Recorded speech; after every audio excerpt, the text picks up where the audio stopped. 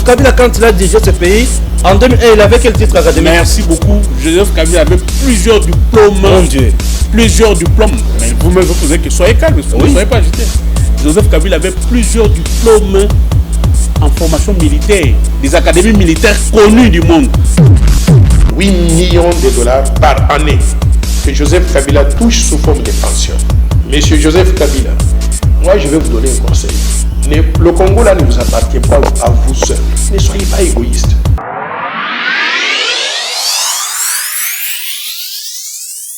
Nous avons l'honneur et le réel plaisir, chers compatriotes, ya koya liboso na bino lisusu mukolo lelo poto solola makambo ya RDC. Toali koloba makambo matali Minembwe, ministre d'État, bien sûr en charge de la décentralisation, Azarès Robero était entendu bien sûr au niveau ya Parlement, l'Assemblée nationale Bayoka qui est en même temps au soir de qui est sous polémique il y a ministre provincial de la charge intérieure il y a Sid Kivu oyo a contredire Robero oyo lobi qui Robero kosi na mayon so lobi to lungwe wana to lobi sous likambo il y a ko prêter serment il y a ba juge na niveau ya cour constitutionnelle confusion et côté total dans le lengenini ba sénateur appartenant bien sûr à Joseph Kabila ba saisir cour constitutionnelle pour interpréter l'article 158 il y a makambo o itali ba tirage au sort na ba membre ya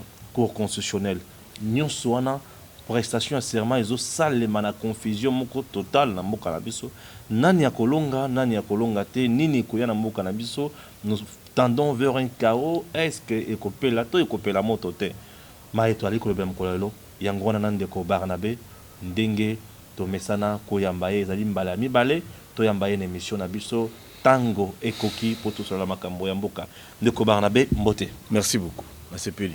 Kimi ezali Nzambe aza ko batela biso. Ah OK. Alors Hollandi Robero. On a vu na yo hein?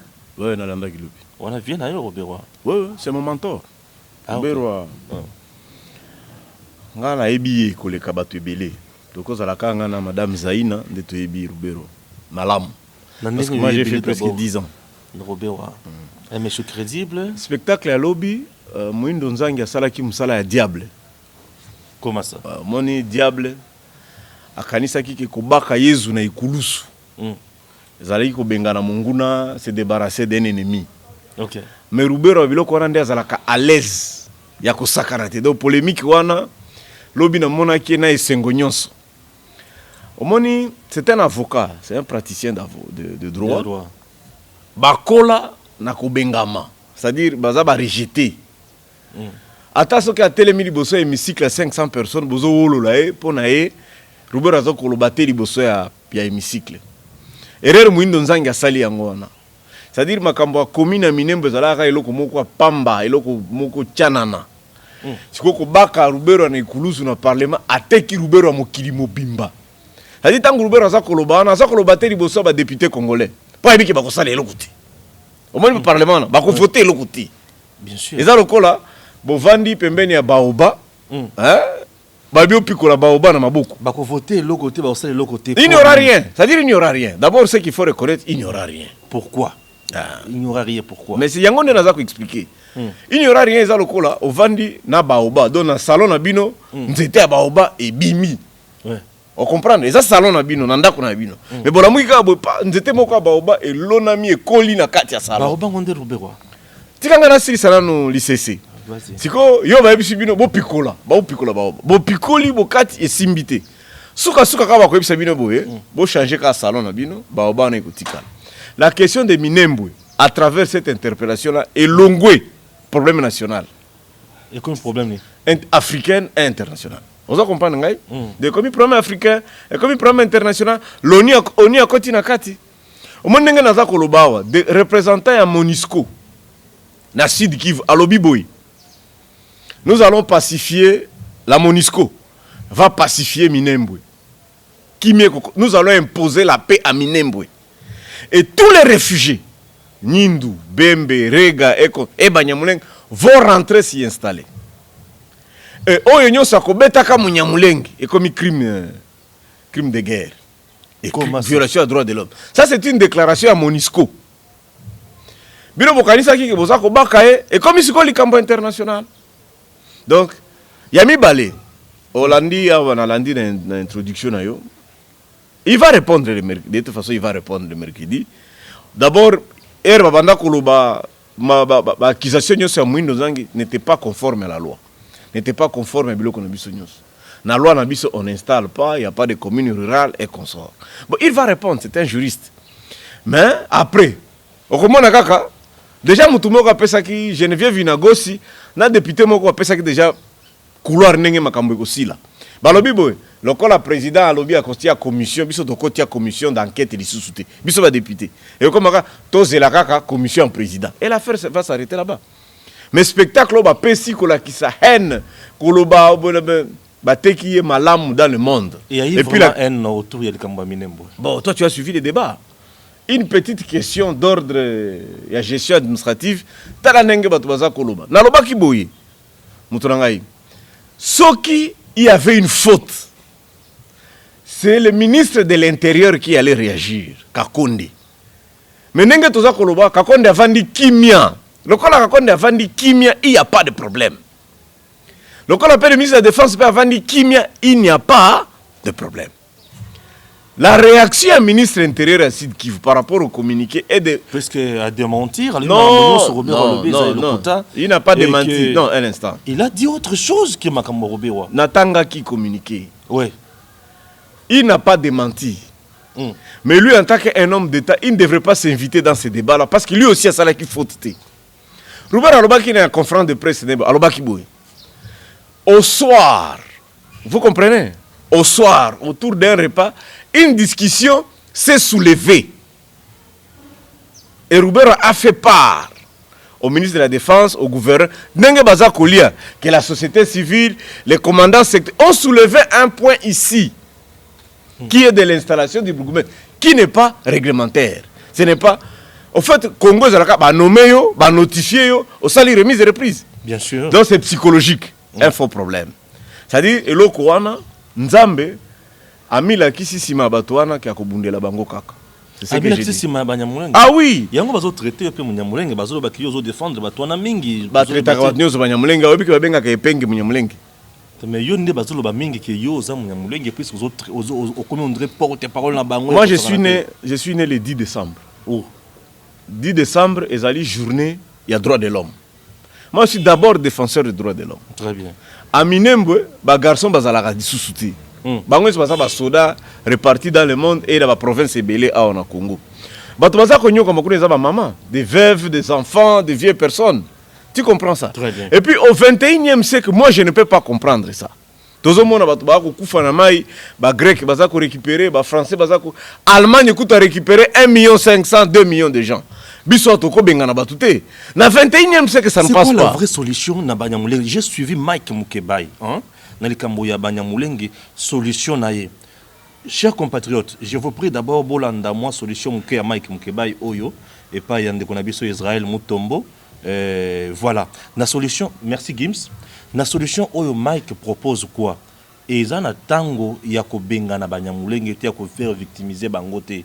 Ezali na tango ya ko vanda na bango ko sala intégration sociale batu nyonso bavanda elongo babala na elongo balunga makambo ya ke bazala peuple moko minoritaire victimisé et consort tout.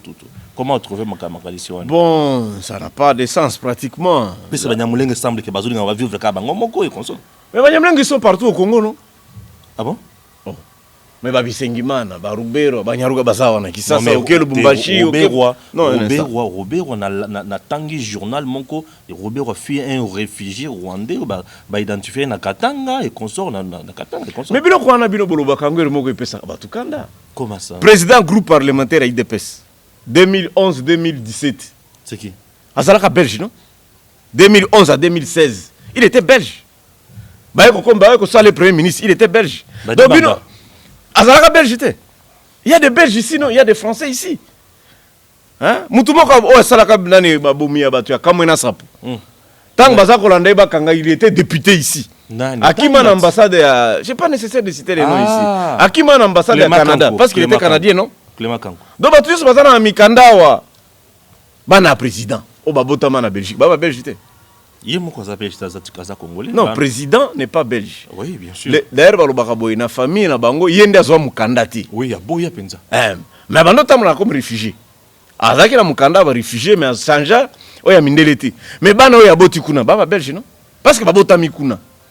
Ba biloko wana ya ba débat wana kolukaka o non, c'est pas nécessaire. La solution est celle-ci. Oui.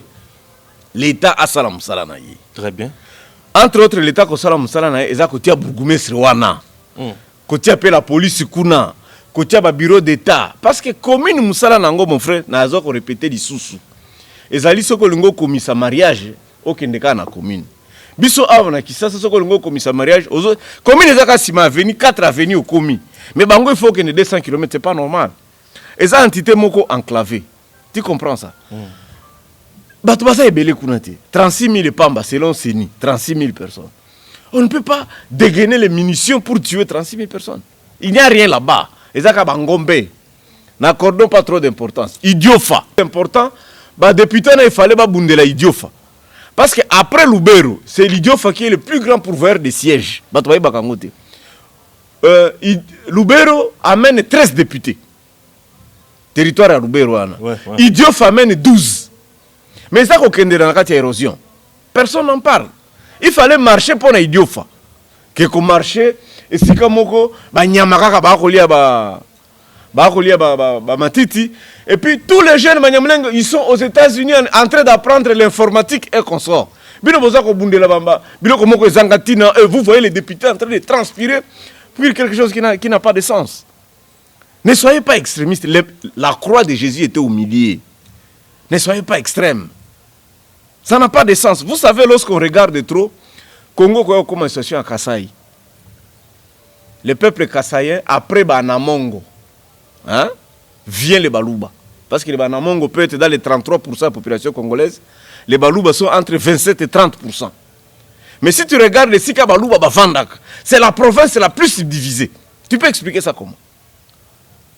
Tozalaka na Kasaï Yangomoko. Au but que dans 1885, les Kasaï et les Katanga zalaka province Moko. Les Loba Katani combien? Les deux Kasaï. Katani, comme ils sont qui ont 5 provinces, le Mami Sankourout. Pourquoi? Alors il faut éviter ça. Même au Mondengue Toza Kolobao, il y a une crise à chef coutumier côté Wan. Évitons ça. Monde commis grand village. Ils sont tout commis Ndenge. Oui, merci beaucoup. Hein? Monde commis les grands villages. Kotala Kababilo Kouana, ça ne sert à rien. Lobby Nasilisa.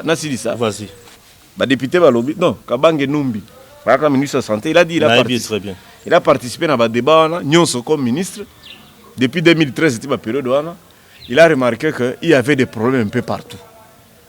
C'est-à-dire aucun chef coutumier veut céder. Mais le chef coutumier, il faut pas y avoir l'administration du territoire. Mabélé, selon la loi Bakajika 1967, ça appartient au gouvernement congolais. Donc l'État n'a pas déranger Batupamba. Aujourd'hui, vous pouvez nous confirmer que bato ba revendre na minembo baza forma ba congolais no ba rwandais. Puisque aujourd'hui bato ba ali koloba mingi bato baza na minembo baza ba rwandais, tozali koyoka soit disant que na Rwanda ba pasteur kuna baza ko sambela ko pesa ba prophétie que wana za terre promise, wana makambo Jérusalem et ko ba kotonga ngo kitoko makambo bona boye. Est-ce que eza un accord moko boye te o betami na ndenga se o bato ba oyebate. D'abord ça mieux informé de ko ba. D'abord c'est pas mauvais. Avoir une vision à Kotonga Minembe, ce n'est pas mauvais. Ouais. D'ailleurs, c'est ce que nous souhaitons. C'est ce que vous souhaitez. Oui. Au moni Lualaba. Même Lualaba. Ouais. Tango Moïse Zalaka, gouverneur à Katanga, Kolwezi Zalaka Kito côté. Kolwezi Zalaka village. Mais c'est kana botam. Zalaka village. Kende kota la Kolwezi ya lelo ya Moyeji. Zalaka village te. Tika biloko wana na botam na Kolwezi ya village te. Boto talaka ba photo. Tebe ba photo ni nga na botam na Kolwezi wana, tozana Kolwezi wana tozoki na ba manika, tozoki ne boye. Kolwezi ya village te quand même. Bon, na kopé ça âge na yote parce que par respect à toi, mais ceux qui t'ont vu photo ya Kolwezi, tango yo za ko botama. Kolwezi ya gouverneur Moïse. Na Kolwezi ya Moyeji. Tu peux quand même me dire que c'est devenu maintenant une province. Parce que tozana la loi là-bas na Kolwezi nyo so basali siko province moko. Est-ce que vous avez ville ya Kolwezi? Je ne parle pas de la province de Lualaba. Okay. Ce qui te suit photo ya Lualaba, ya Kolwezi, Mokoloyo Botama. ezalaka peut-être na école mibale ya basere na maternité nalobi tokotala baimage ezali yo d'ailleurs kuna ifo okende kuna otala reportage otala mpe kolwezi ya période ya Moïse Katumbi na kolwezi ya lelo ya Muyeji différence ekomi munene. Tout simplement ça veut dire quoi? Qu'est-ce que je voudrais dire par là? Il y a eu découpage territorial et il y a eu décentralisation et ça dit que tout azosko temps place on a ça la mosala Maïndombe Yumbi yango pe et bénéficiaire qui n'a découpage tu vois pas c'est un problème de compétence. Moi je sais parmi des gens compétents, je le respecte beaucoup, je respecte bien moi je dis vas-y ça dit naza ko boye mi condition qui basé na vision té eza malamu té voilà Mouye Jacobi on sent que c'est un gars qui a une vision. Oui. Alinga sala aérogare, alinga sala aéroport international, voilà. Kindu. Et parmi des entreprises minières, c'est là-bas. Avec Mouyej, ça vous le savez. Nangi siko wana za ki thèse. Est-ce que yebi na makamwa Covid awa Mouyej akanga kibiloko mbongo ebele kuna. Wana za thèse. Wana za thèse. Oui, na yebi. On comprend. Je comprends. Mouyej bénéficie aussi à mbongo au ba province so bazana ngote. Voilà. Voilà. Très bien. Au moins ça c'est la thèse. Maintenant je te donne l'antithèse. Je te donne maintenant l'antithèse. Vas-y. Kindu. OK. Kindu avant Matata, avant 2012, Kindu zalaka village. Atama ya Malili koka Malili nga ko zwate. Mais Matata asali hôtel moderne. Je félicite aussi le secrétaire permanent l'actuel Chadar yé pe ko sala hôtel avec piscine. Lelo na Kindu est asphalté. Kindu ba moderniser l'aéroport. Ils ont de très belles universités. Ba comme na ba Carrefour à Kitoko, ba comme na ba hôpital à Kitoko. C'est ce qu'on appelle la vision. Ils ont fait uniquement pour la province, mais quand ils étaient ministres, premier ministre dans ce pays, ils n'ont rien fait. Bango bazaki na vision. Mais Matata était premier ministre, il n'a rien fait. Il a tout volé pour aller construire chez lui. Mutosala koleka Matata na mboko ya Zalagati. Nani? Depuis 1960. Nani? Dans tous les domaines, on peut en revenir. Oh. Mais écoutez-moi. 2006 à 2012, le Palou a géré la primature. De 2006 à 6 ans. Idiot faisait kokinde. Na érosion. Mousita Saraka hôtel et s'il a pété. Basala stade ici. 6 ans à primature. Là, vous avez raison. C'est comme il y a 6 ans à Baninga Zou pour nous. 2016 2019. Le Kassai a dirigé la primature. Dans un contexte, sans pouvoir. Il n'y a jamais eu de contexte facile. Il n'avait pas de signature. Lui, il a débauché. Débauché. Des gens qui n'avaient pas de base. Mais Matata a travaillé convenablement. Pendant 4 ans, je vous dis. Comment tu peux dire que débauché comment tu peux dire que rassemblement la signature et pourtant Matata avait la même mise sur tous les dossiers. Il a signé levé à suspension à commune il y a surséance. Il a signé levé à surséance. Il y a commune à Minembe Chibal. Oui. Donc on est sous pression, il y a sous pression il y a Roubérois, sous pression il y a l'homme ici Movo Abini la Kakabila. Sous pression, il y a Batouana. Et qu'est-ce qu'il pouvait faire puisque Zaki Moutoumoko débauché? Il n'avait pas de pouvoir. Balobi que Akomi Tata Lopango. Akoma qui Tata Lopango. C'est sa vie privée. Oui, vas-y. Moi, je l'ai vu visiter les Kassai avant l'élection. Il a visité les sièges à partir d'ahí. Donc tu t'imagines, même hier, il a loué. Non! Détruire le pays, il m'énerve. Il faut que ça la rappelle comparaison au Premier ministre Angou. Parce que Bino Bovan de la Kamouana bat. Parce qu'il y a une vision avec contexte, c'est ça. Batona baye baza débauché batomoko bazo tindika mango na nemi osala boyezongi sa boyeme Matata était là avec le plénitude du pouvoir. Le plus contesté le Gola Matata Zalati. Il a détruit le pays. Donc on ne peut pas faire le débat pour ça. Oui, mais Matata qu'est-ce qu'il a fait à part Kokotonga na Kindo, il peut pas na bino. Même à venir Lumumba Salema sous Matata. On dit 5 chantiers. La révolution de la modernité Salema sous Matata. Tika Matata bomé biso tika. Tika, ça fait 2 ans. Ça fait 2 ans, l'autre est là. On retient quoi? Nan Elung. Ah, tika na yo. Tika na. Bon, Gizenga, on a retenu quoi? Moussit, on a retenu quoi? Tu vois un peu ça. Le problème de Matata, c'est qu'au moins, il y a. Quand on parle de Matata, il y a débat. Ce qui Matata, c'est la Kamutu Pamba. Union africaine ngai ko ya koluka 2 fois à superviser commission électorale à Togo, le là où tu superviser élection les cas qui lobby na Guinée. C'est l'Union africaine qui est venue le chercher. Yo côté yo mikolo zo lobela ba tata na fo balier sûr déjà. Alors bino ne bomesa na rolia ba tum susu balia ka ezali kambo ya conviction déjà balier sûr. Matata il y a conviction. Non, revenons comme tu veux. Donc on parlait, tu m'as dit que Balingi Basala, Batousi Balingi Basala, Minembwe, Batonga Begu. Ce n'est pas mauvais. Il faut l'émission pédagogique. Il faut aider, les enfants. Il faut aider les enfants qui nous suivent. Rwanda, les Alaka Batousi. Ok. Batousi au Rwanda Bazaka 10%. C'est-à-dire, si ceux qui te comminent au Rwanda, biso mi balé, to kuta ka bilongi batubaza kokokana lokola biso mi balé. Parce que le Rwanda, c'est un pays de Bantou. Ba Bantou baza kuna 85%. Ba Bantou na Rwanda. Ba benga bango ba Hutu. Quelles sont les caractéristiques de Bantou? Gros nez, lèvres minines, cheveux crépus. Tu comprends? Avec des gros yeux. C'est comme ça qu'on définit les ba Bantou. Le Rwanda n'est pas un pays de Tutsi. Batutsi ba muke. Le kora batutsi bazalaka muke na Congo, bazape muke na Rwanda. To dramatiser te. Rwanda est frontalier plus na Nord Kivu que na Sud Kivu. Entre Nord Kivu na Rwanda, limite naturelle les athées. Ezaka lokola matiti kaka bodo, bato bakati sakabo, ezaka selemba na bumbu ndenge moko. Il n'y a pas une barrière ou ainsi de suite. Sud Kivu na Rwanda bazana lac Kivu. Maï et Kati. Et Kati peut pas la rivière Ruzizi. Mais rivière Ruzizi, nous sommes le même. Nous sommes le même peuple. Ndenge Moko. To créer la différence à Mindelete. Mais Minembwe se trouve à 506 km de Kigali. C'est loin. Mais Oufira, territoire à Oufira. Qui est dans les Soto, hein, ils ont musica. Territoire à Ouvira. Territoire à Ouvira est frontalier du Burundi. Ok. Et Ouvira dépend totalement du Burundi. Même Mapa, même Maya Komela, même Bleu. Tout le monde. Ouvira est balkanisé par le Burundi déjà. Sur le plan économique, on dépend totalement du Burundi. Ok. Et Ouvira est presque à 200 km de Minembwe. Population majoritaire, na Minembwe Zalakabashi. Parce que jusqu'à aujourd'hui, une femme chi te fait facilement 13 enfants. Moi, si à Moucha botaka facilement, bah na 13. Na mobali moko. Banyamulenge babotaka ebelete.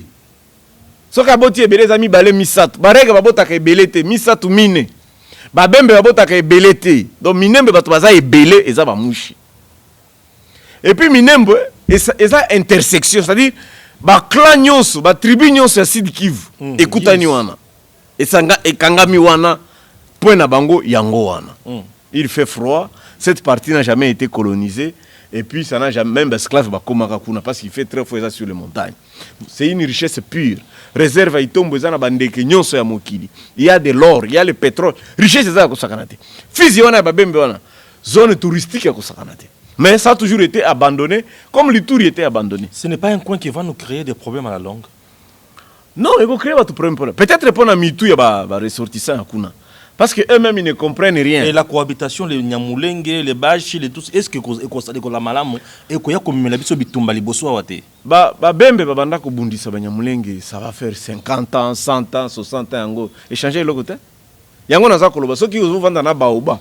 Oki ko pikula ngote vanda lia makasa zwa mupepe zwa bambuma olio bim mais okubengana ngone nde munyamulenge oui munyamulenge za baoba okubengana ndenge ni nde ni munyamulenge za baoba ayebi munduki azana ngombe azana mbongo azana influence dans le monde.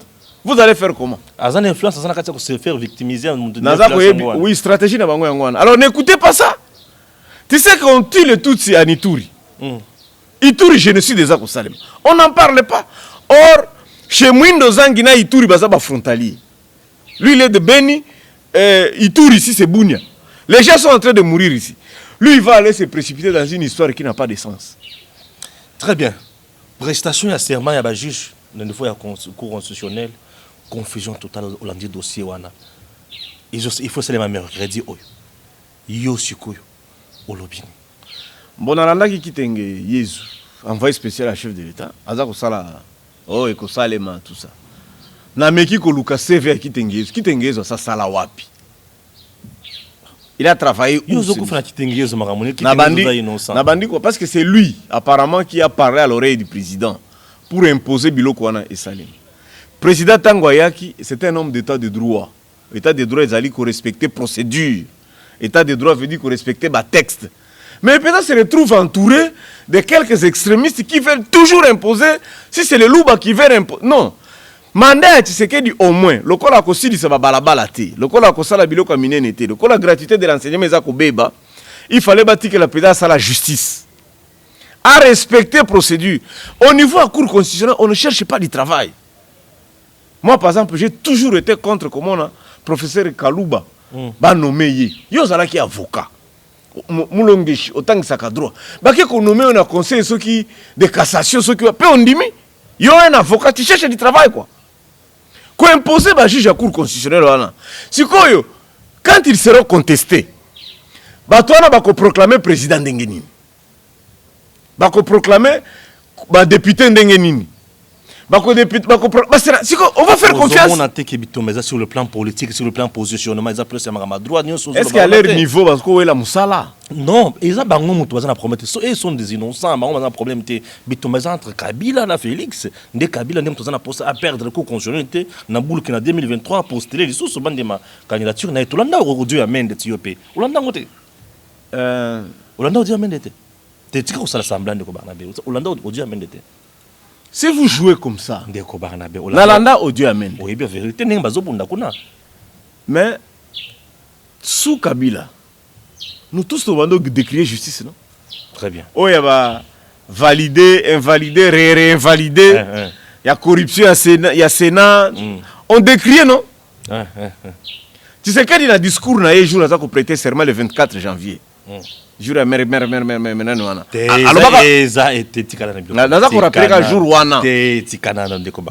alobaka il va se mettre sur la justice akovande la makambo ya justice le 24 janvier discours wana nga naza nango naza pe na discours ya congrès ya président naza pe na discours ya président na limité c'est mon rôle comme analyste politique. Bien sûr, il nous avait promis qu'il akovande sa justice na ndenge ya kosakana te. Justice Elingi Kolobaboye, nous n'avons que 3500 magistrats. Ouais. Ce qu'on a dit au WADA, parce que nous avons un système à WADA, nos magistrats sont les mal payés, mal logés, mal véhiculés, et on n'est pas, la justice n'est pas sur toute l'étendue. Et Bandé Kabila. Oui. Autant Mosé, Tilelo. Non, Banda 1885. Bazalaka toujours n'a pas si. Seul Kengo. Kengo Moutosa la justice. Yamboka. De 1967. Il est comme un premier ministre à 80. L'homme de la rigueur. C'est lui qui a fabriqué la justice. Mais à Silisate, à Tonga, ba tripé nyon sauté. À Tonga, ba bureau nyon sauté. Vous comprenez un peu ça? Alors, tant que tu sais que y a moi naya, moulongeshi à droit, docteur en droit Etienne, tu sais que n'engé bino boloba. C'est qu'il n'était pas enseignant. Parmi ma premier juriste, docteur en droit, consort. Bon, qui n'a pas publié, bien sûr. Donc ça, le commentaire mingi kunate. Mais il est docteur, t'es un dengue, ceux qui n'ont tika biloko nana yozo chrétien bat balinga wana asa ki ozulu ka wana te hein ça dit ngala lo baka Félix akola yo kaka état de droit po Etienne Tshisekedi lo baka programme gouvernemental les alakate ezakaka le peuple d'abord état de droit ceux qui vont vendre ici droit pas toi la norme. Il n'avait pas tort quand même. Tshisekedi avait parfaitement raison. Voilà, de ce côté là. Ouais. Mais c'est quoi le meilleur chrétien prêché. Mouto bateya malobawana. Il ne peut pas mal gérer son mandat dans ma justice. Non mais est-ce qu'il y a eu violation d'abord? Puisque ce n'est pas moi. Non, ce n'est pas vous. Jusqu'aujourd'hui, nous avons suivi le procureur général près la Cour constitutionnelle, M. Mokolo, vous dire que l'ordonnance portant nomination et permutation à juge est violée la Constitution. C'est bien lui qui est censé que le Makambo. On a passion politique, camp politique. C'est ça le problème de Barnabé. Mokolo, c'est une grande muette. Grande muette, le Gamouni. Il ne peut pas parler. Allô, Baki? Oui. Quand il parle, il viole. Yami Balé, il est deuxième personnalité. Oui. il y a quand même quelqu'un qui fait l'intérim à la Cour constitutionnelle. Il y a un intérim. Vas-y. Quand lui parle, il doit parler le droit. Ce n'est pas son rôle de parler en public. Il ne peut pas faire des commentaires. Ce n'est pas son rôle. Quand il parle, Azak tient sentiment. Mbata, quand il parle, tout le monde a eu sous professeur. Je suis en train seulement de décrier spectacle. Dans Zoboya Mbata. Dans le Biboye, premier langage est spectacle. Total, au moins une émission de la salle en et quand on a mokili mobimba. Bien sûr. C'est comme tu as mokili, bah on a besoin d'engagner. Moi, mon problème est à ce niveau-là. De la même manière, j'ai décrit la question de Minembwe. De la même manière, j'ai décrit la question. Est-ce que tu as que tu sais quand nous sommes des parents là, comme nous sommes des parents. De l'extérieur, on nous voit comment. Ouais. Bon, le président va faire le passage à force. Passage à force. Oui, parce que sénateur de l'Assemblée nationale, le président, procédure les amabés. Mais bango ba koyebisa nini na point wana. Est-ce que bango ne mutu ba bande ndeko Barnabé to sunga na makambo soin mboka na biso ekendele boso po tango koki. Tango koki to lobaka ba vérité makambo ekendele le boso malamu. Ndeko Barnabé. Le président de la République a une compétence, une tradition. A sali. Et ça, le sénateur de l'Assemblée nationale, le député national, il faut faire ça. Non. Bango bazana rôle na bango yako voter, et qui est procédure à ma nomination, bango bazana tourne na rôle na bango yako faire ça. Oh basalaka basalaka. Ok. Mais net na cas oyo. Tant bazo qui ne interpréter l'article 158. Je comprends rien. Na kozaka elembo pour ba comprendre. Oui, vas-y. Bolingani na mwasi. Baboti baboyi. OK. Mais bino bo insister, boké pas pasteur, oui boza na commune, bourgmestre c'est to pasteur atuni, libota ya mwasi ezali wapi? Mutu azate. Libota ya mobali ezali wapi? Mutu azate. Bien que bakopambola bino, mais doute quand même kozala. Nous avons la séparation du pouvoir. Makambo judiciaire, makambo législatif, dans makambo exécutif, il faut être tambola batou côté na bango. Mais pour na bango balobi boyi, loi elobi boye, pour ba banda kusala. Il faut baya ko katanda liboso ya ba représentant du peuple. Ti bongoti. Bazo ya ko présenter bango liboso ya ba représentant. Bazo katanda bazo prêter serment devant le président. Président a présenté bango. Et la présentation ne dit pas que les députés nationaux va voter. Non, ils ne diront même rien. C'est ça. Ils sont même invités, imaginez. Ils ne diront rien. Wana ezali version. Mais Koundé est à bongo. Non, wana ezali version vieux wana. Vieux ni nga tangi loi. Yo kangai. Mais président asala ngwe pa na iti. Asala basala ebele, alors que n'hémicycle pas ni. Maintenant ce qui présent comme kuna député moko azate. Nazako tout na yo kaka par hypothèse. Parce que le président a salle monnaie n'a parlé de la nation. Vous pensez que le député a moi je ne pense pas. Nazako lobakaka. Parce que tu as cassation, le président qui se remet pas na inanda kuna ikuna n'a parlé de la nation. Et de on a ta maman bayakate. Ba oyo azako mema. Bango bazo sala pe musala. Bango oyo azako mema bango na hémicycle pona nini? Amemi bango azana droit comme bango bisika nyonso alingi. Amemi bango na palais du peuple bisika ko présenter bango liboso ya ba élu. Puisque nous sommes dans une démocratie représentative. Bah Eli balobi boye. Bah Eli balobi monsieur le président n'a pas respecté la procédure. Bah zana rôle na bango ya kolobate, ce n'est pas de leur rôle. C'est ça qui va dire ça. Mais ça ne dit absolument rien, ils vont entrer en fonction. C'est ça le problème. Le problème est que Barnabé la vérité ça sur le plan politique, Kabila ne veut pas perdre la cour constitutionnelle, c'est ça. Kabila, tu ne le connais pas. Comment je ne vais pas le connaître? Tout le cour constitutionnelle 9 personnes. Oui. Le président met 3. Oui. Le président met 3. Conseil supérieur à la magistrature met 3. 3. Le parlement met 3. Voilà. Tu comprends? Oui, bien sûr. Même Awa, malgré forcing à Tshisekedi, azaka minoritaire na kati. Ozokanga? Ça dit ce qui Kabila lingi a coincé Tshisekedi côté wana. Il aura toujours 6. Et l'autre. Mais ça match té. Et ça match. Ma bende yango wana baza. Ça match. Na za ko yebisa yo.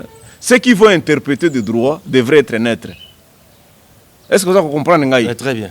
C'est là qui devrait être neutre. Ouais. Tu sais qu'il peut bon pomper 4, 5 juges Balouba.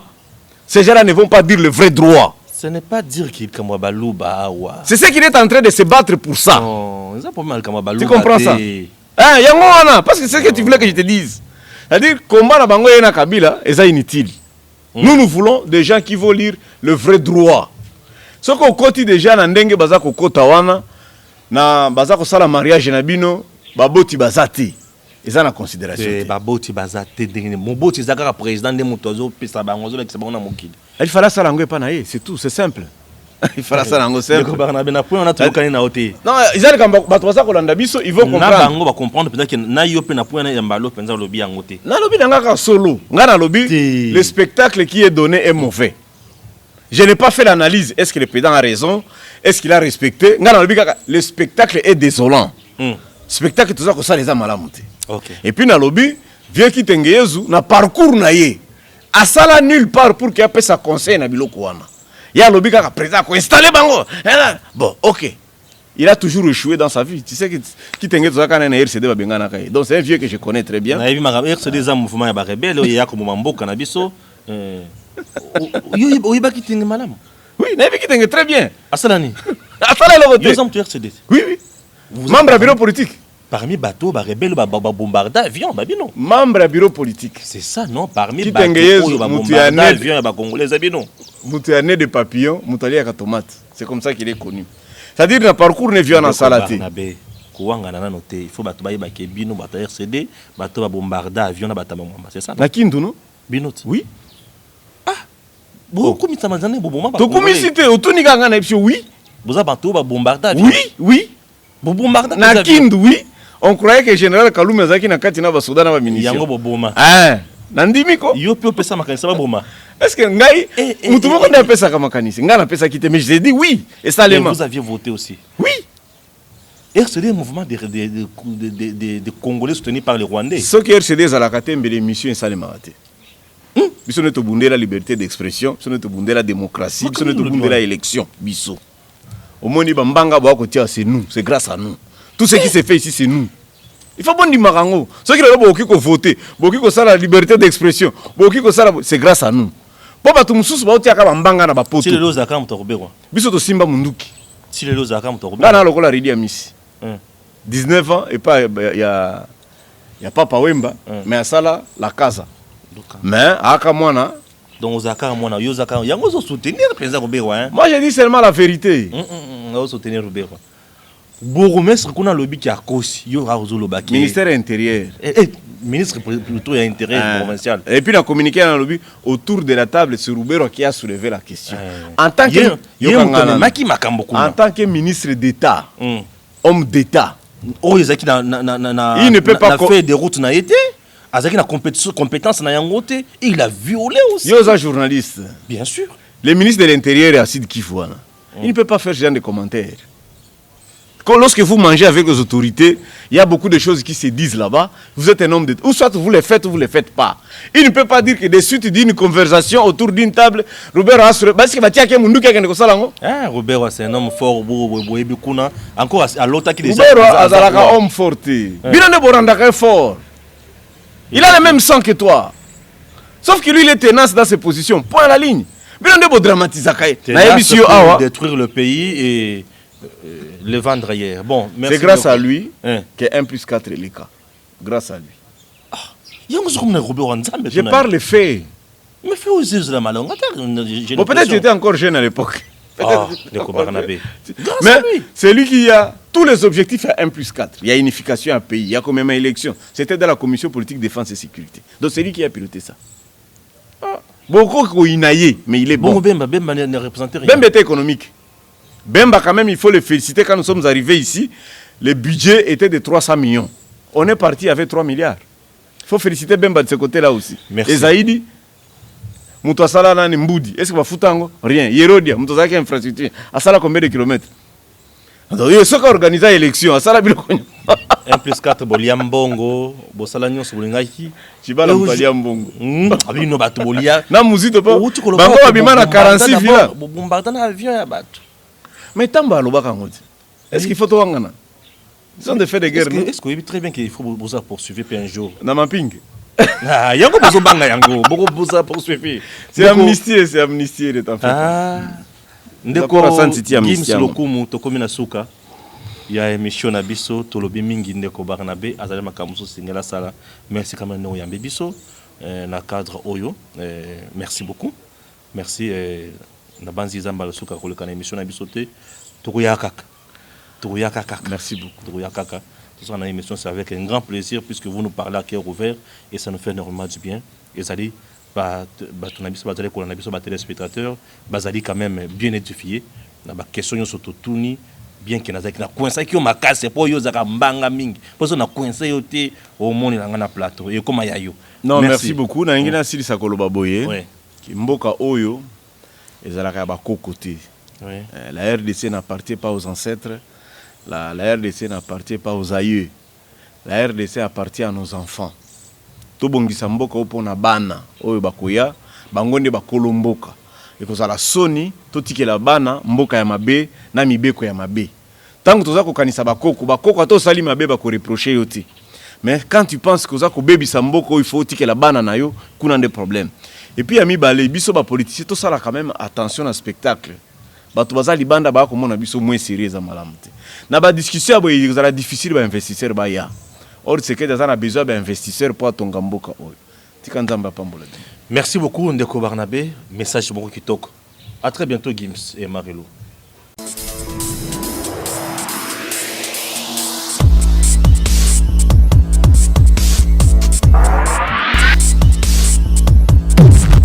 Joseph Kabila, quand il a dirigé ce pays, en 2001, il avait quel titre académique? Merci beaucoup. Joseph Kabila avait plusieurs diplômes. Mon Dieu. Plusieurs diplômes. Mais vous-même, vous posez que soyez calme, ne soyez pas agité. Joseph Kabila avait plusieurs diplômes en formation militaire, des académies militaires connues du monde. 8 millions de dollars par année que Joseph Kabila touche sous forme de pension. Monsieur Joseph Kabila, moi je vais vous donner un conseil. Le Congo là ne vous appartient pas à vous seul. Ne soyez pas égoïste.